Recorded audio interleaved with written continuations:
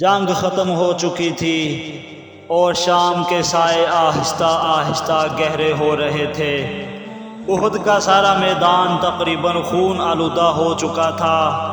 ہر طرف مسلمانوں کی لاشیں بکھری پڑی تھی۔ رحمت للعالمین صلی اللہ علیہ وسلم آج بہت زیادہ غمگین تھے، اپنے زخموں کی وجہ سے نہیں، جان نثاروں کی لاشیں آپ سے دیکھی نہیں جاتی تھی۔ شہداء کی خبریں رسول اللہ صلی اللہ علیہ وسلم تک پہنچ رہی تھی، مگر ایک صحابی ایسے بھی تھے جن کا ابھی تک کچھ پتہ نہ چلا تھا۔ نبی صلی اللہ علیہ وسلم ان کی طرف سے بڑے پریشان تھے۔ نبی کریم صلی اللہ علیہ وسلم نے صحابہ رضی اللہ تعالیٰ عنہم سے فرمایا کہ کوئی ہے جو مجھے سعد بن ربیع کی خبر لا کر دے۔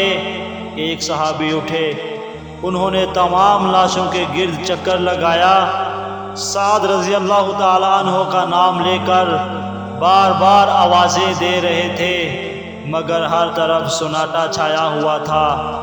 آخر اس صحابی نے رسول اللہ صلی اللہ علیہ وسلم کا نام لے کر آواز دی، اے سعد، اگر زندہ ہو تو مجھے رسول اللہ صلی اللہ علیہ وسلم نے تمہاری خبر لینے کے لیے بھیجا ہے۔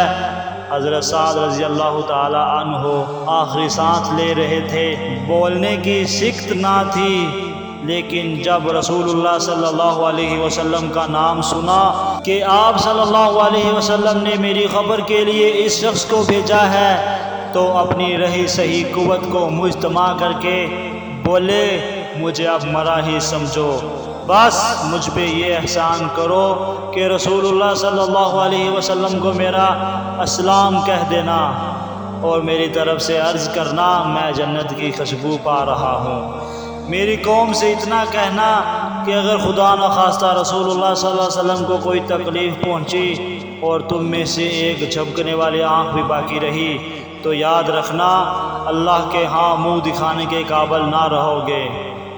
یہ صحابی ابھی وہی کھڑے تھے کہ حضرت سعد رضی اللہ تعالی عنہ کی روح پرواز کر چکی تھی۔